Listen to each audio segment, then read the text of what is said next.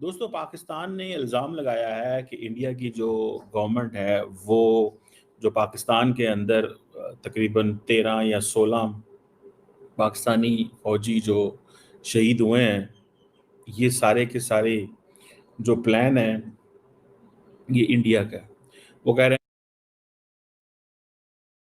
हैं कि इंडिया जो है ये हाफ़िज़ गुल बहादुर ग्रुप को पैसे देता है, रिसोर्सेज़ पहुँचाता है, जिसकी वजह पे वो पाकिस्तान की फ़ौज पे हमले करते हैं। पाकिस्तानी सेना का आधिकारिक बयान देखा है, यह भारत सरकार ने कहा और 28 जून के हमले के लिए भारत को दोषी ठहराया है। बिल्कुल, पाकिस्तानी सेना का बयान निंदनीय है, ये भी भारत की तरफ से कहा गया है और ये जो बयान है ये ध्यान भटकाने की कोशिश की जा रही है इस बयान के जरिए।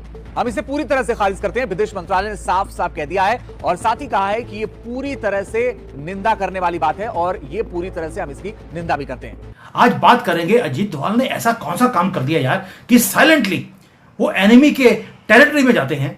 एनिमी पाकिस्तान भी है तो चाइना भी है, एंड ये आदमी वो है जो साइलेंटली एनिमी की टेरिटरी में जाता है और पूरी की पूरी जो उनकी मिलिट्री का डॉक्ट्राइन है उसको चेंज कर देता है। इसको बोलते हैं इम्पॉसिबल अजीत डोभाल। और आपको मालूम है कि चाइना पाकिस्तान एक दूसरे को आयरन ब्रदर बोलते हैं।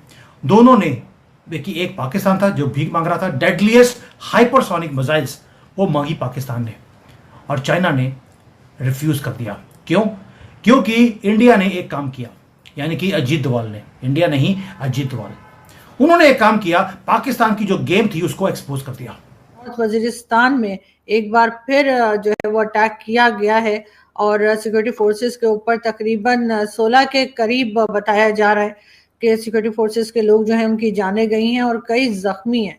ये आपके ख्याल से ये कंट्रोल क्यों नहीं कर पा रहे और क्या वजह है कि बार बार हम इस किस्म के अटैक्स देख रहे हैं? आज से नहीं, काफी टाइम से, लेकिन ये ना तो कम होने में आ रहे हैं और ना ही कंट्रोल कर पा रहे हैं। ट्रेजेडी ये है कि हम आज के दौर में पैदा हुए हैं ना, आज के वक्त में हम पैदा हुए हैं। रहना हम जो हैं वो 7वीं सदी में रहना चाहते हैं, 1400 साल पहले रहना चाहते हैं। अभी भी हमारे ज़हनों में वो मदीने की रियासत, पढ़े लिखों में भी, कानून दानों में भी, पॉलिटिशियंस में भी एक मदीने की रियासत जो है उसको हम ग्लोरीफाई करते हैं। ये जो वहाँ पे जो कॉन्फ्लिक्ट जोन है वहाँ पे ये लोग गुरिल्ला वॉरफेयर कर रहे हैं। ये जो टीटीपी है या और इस तरह के मुख्तलिफ ग्रुप्स जो हैं ये कन्वेंशनल वॉरफेयर नहीं कर रहे। कन्वेंशनल वॉरफेयर करेंगे तो चंद घंटों में ही इनका सफाया हो जाएगा। तो अब ये चूंकि एक ऐसी जंग लड़ रहे हैं जिसमें के ये हिट एंड रन का जो प्राइमरी टैक्टिक है उसका इस्तेमाल करते हैं। इनिशिएटिव इनके पास होता है, यानी पहल इन्होंने करनी है। जो लोकल टेरेन है उससे इनकी वाकफियत होती है। ये एम्बुश करते हैं या सुइसाइड अटैक करते हैं या कहीं से ये अटैक करते हैं और फिर लोकल पॉपुलेशन में मेल्ट हो जाते हैं। अब जब इन टैक्टिक्स का आप सहारा लेंगे और आप को लोकल पॉपुलेशन से सपोर्ट भी मिलेगी तो फिर एक कन्वेंशनल आर्मी के लिए, एक रस्मी फौज जो है उसके लिए बड़ा मुश्किल हो जाता है कि इनका मुकाबला करे।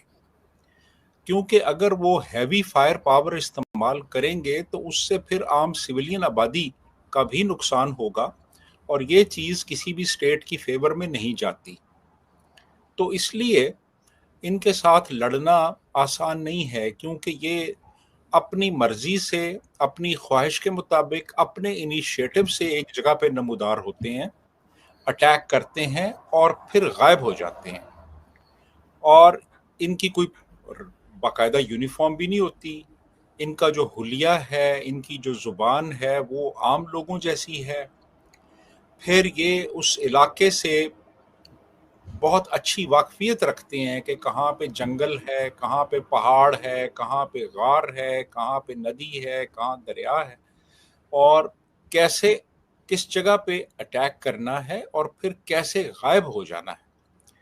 तो जब ये टैक्टिक्स हों तो फिर एक कन्वेंशनल फोर्स के लिए मुकाबला करना बड़ा मुश्किल हो जाता है। और यही वजह है कि हमारी इतनी कैजुअल्टीज हो रही हैं वहाँ पे। आए रोज़ ये अटैक करते हैं या कोई सुइसाइड बॉम्बिंग करते हैं और फिर उसके बाद ये लोकल पॉपुलेशन में मेल्ट हो जाते हैं, या फिर ये जो ड्यूरेंट लाइन है जो अफगानिस्तान और पाकिस्तान को डिवाइड करती है उसको क्रॉस करके अफगानिस्तान चले जाते हैं। जी तो सर कई बार ये भी कहा गया जो चीफ मिनिस्टर हैं केपीके के कि जी मैं खुद जाकर अफगानिस्तान में बात करूंगा, अफगानिस्तान की गवर्नमेंट से बात करूंगा। कई बार अफगानिस्तान की गवर्नमेंट की तरफ से स्टेटमेंट आया कि जी हम तो इनको जो है परमिशन नहीं देंगे हमारी जमीन इस्तेमाल करने की। कई बार ये भी कहा गया कि जो ये टीटीपी वाले हैं इनको अफगानिस्तान की दूसरी साइड पे भेज दिया जाएगा, कि यानी जो पाकिस्तान के बॉर्डर की तरफ है उसके बजाय किसी दूसरी साइड पे भेजा जाएगा।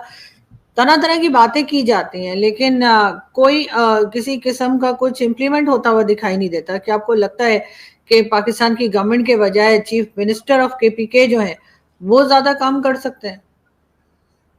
मेरा नहीं ख्याल कि वो इस पोजीशन में है कि वो जाके एक बहुत ही जो कॉम्प्लेक्स इशू है उसको वो रिजॉल्व करने की अहलियत रखते हों। वो तो अपने सूबे को कंट्रोल नहीं कर पा रहे और अपने सूबे पे उनकी मुकम्मल गिरफ्त नहीं है, और अपनी पार्टी के अंदर भी उनका एक बड़ा कंट्रोवर्शियल स्टेटस है।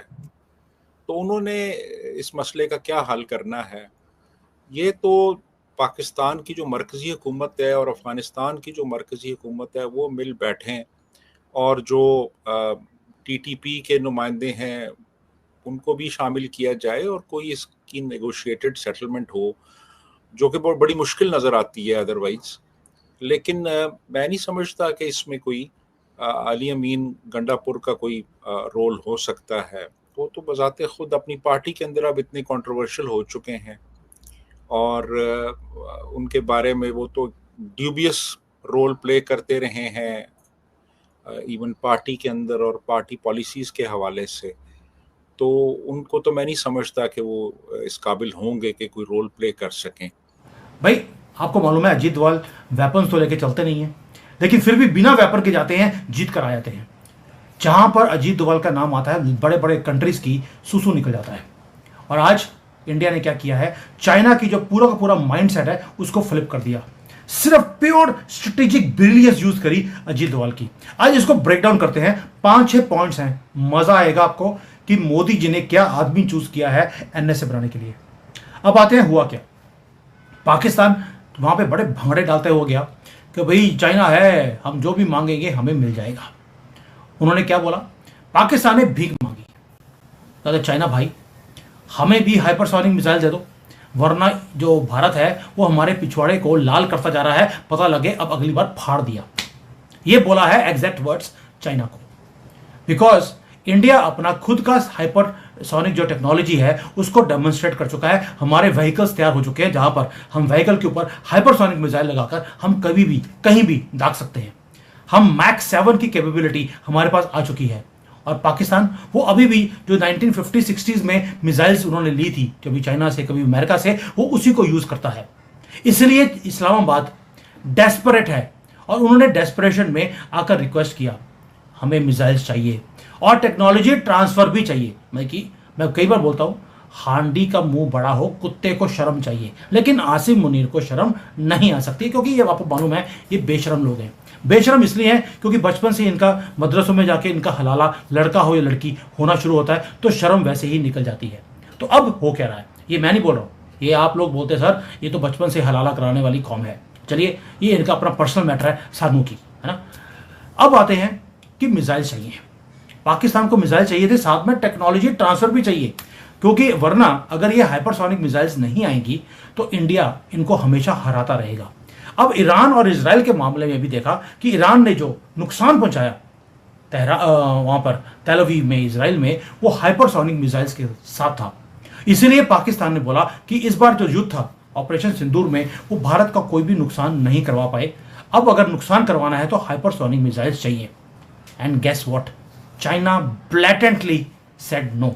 लेकिन ये जो फ्लैट नो था ये ऐसे नहीं आया है, China was considering to transfer this things, लेकिन अजीत डोभाल की मीटिंग के बाद वो खत्म हो गया। अब ना तो सेल होगी, ना टेक्नोलॉजी ट्रांसफर होगा, और कंप्लीट ब्लॉकेज कर दिया है पाकिस्तान को ये चीजें देने के लिए।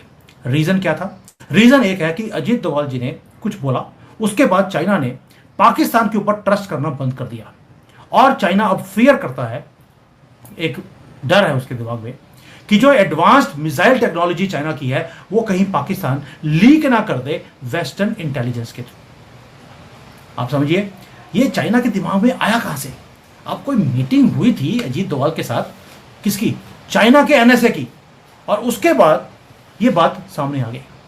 और दूसरा बात है कि चाइना को मालूम है कि अगर ये टेक्नोलॉजी पाकिस्तान के पास जाएगी, रॉ ऑलरेडी पीछे पड़ी है, Indian agencies are too good, पता लग जाएगा कब ये मिसाइल पाकिस्तान में आई है, और उसके बाद सैंक्शंस भी लग सकते हैं।